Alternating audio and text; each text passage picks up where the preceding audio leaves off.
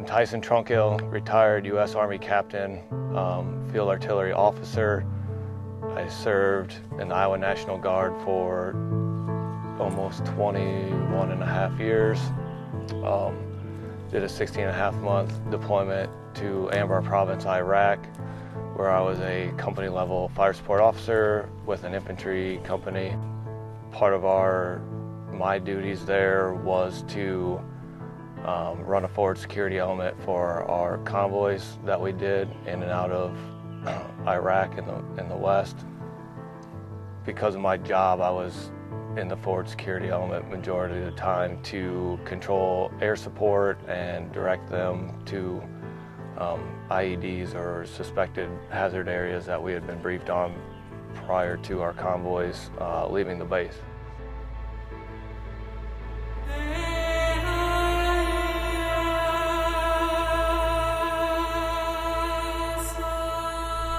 We would escort 150 civilian-driven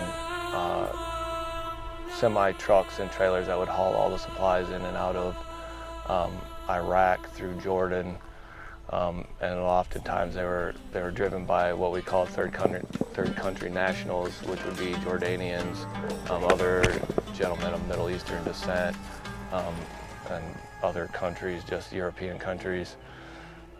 We escorted these with, our military Humvees and gun trucks of other sorts. The one particular incident that I was involved in, we had stopped at a checkpoint. We were stopped securing this cloverleaf, and an IED had gone off on one of these TCN diesel fuel trucks.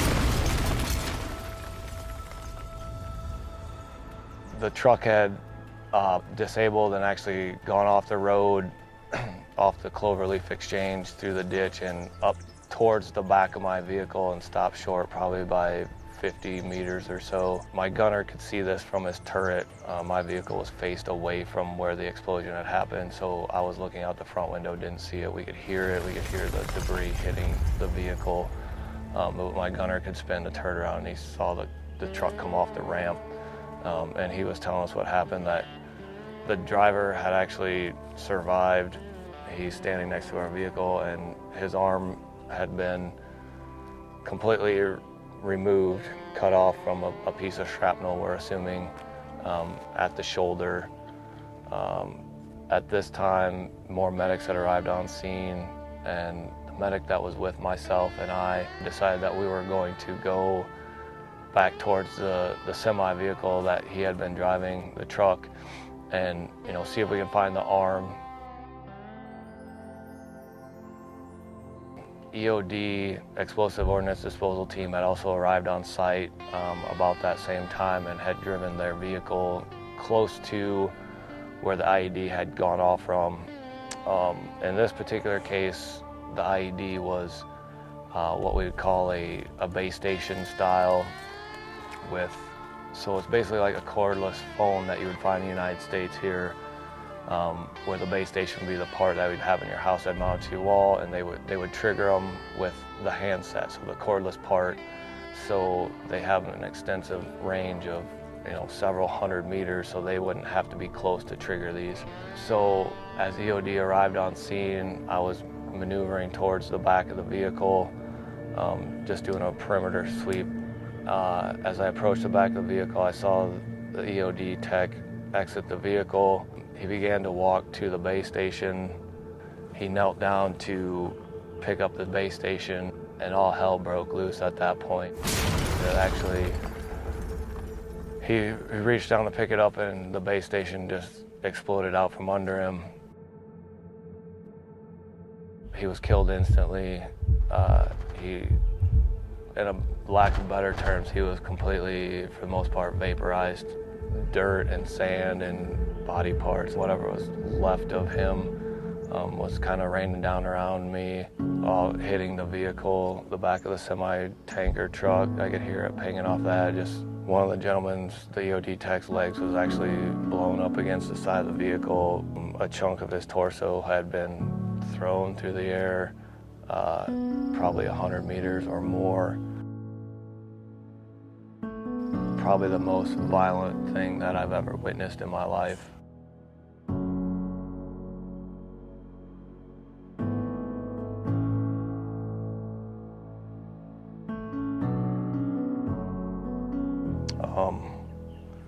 But yeah, that's just one of the unique experiences that led me to a PTSD diagnosis and kind of the driving force behind myself wanting to help other veterans that are struggling with PTSD or other issues or just need a release.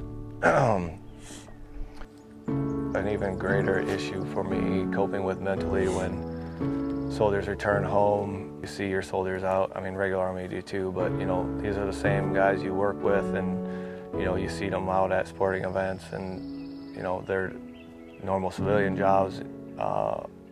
Several incidences I, you know, happened to run into the soldier, the guys that I had been deployed before that I knew fairly well. You know, so it hurts even more that you had to tell their loved ones that that soldier was injured, but then we would see them after, you know, and I didn't know most of them. Some of them I didn't know their wives or spouses, girlfriends, fiancés, whatever they were, you know, and we'd introduce ourselves as we see them in public, you know, hey, this is Captain Trunkhill, you know, and the look on their face just goes blank, and they say, oh, you're the guy that called me when my soldier was, you know, severely injured and medevaced off the battlefield. You know, there's not words to describe how you react to their reaction of, you know, you delivered me the worst news of my life. You know, most of them, I don't believe they were angry at me, but you know, just kind of a loss of words from both sides on how to handle that situation. We own Sticks and Stones Archery, which is a archery shop. Through that, we started the Dust Off Project to get archery equipment into the hands of law enforcement officers and firefighters, paramedics, first responders, and to help other service members with PTSD.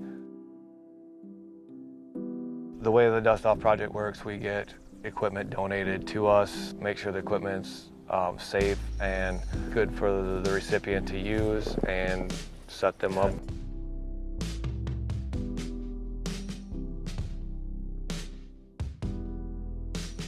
PTSD is different for everybody. As a disease, it affects people differently. Loud noises affect them, you know, the panic attacks, the suicidal depression.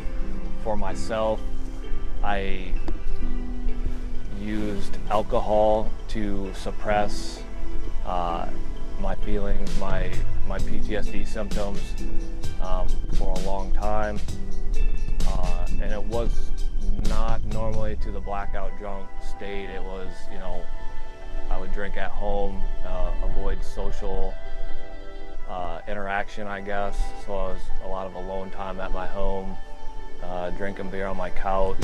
It was normally drink a beer or two before you leave the house, and then hope at that activity that there was drinks available or alcohol available to get me through that and deal with interacting with other people. As of now, I'm 4 years sober, I believe. And then I got involved with service dogs, and that's kind of what changed my outlook, I guess, is having a dog around all the time. I was distracted. I wasn't focused on, you know, the other people around me and the hustle and bustle of sporting events and other activities, and I was focused on the dog. If you look at the HHA USA page and some of the Facebook pages, posts from the Dust Off Project, you'll see us all together, you know, living life again, experiencing the camaraderie that, you know, some of us miss from being out of the service. And you know, you get to be with people that are like you, and you can talk about it as much as you want or not and just hang out and take it in.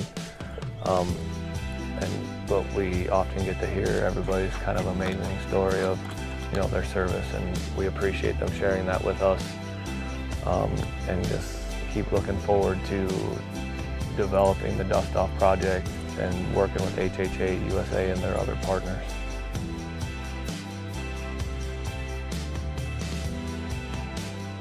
You don't want to say anything? No. I don't like listening to your story because it's tough. Another day. And I said I was never going to listen to it again, and here I am.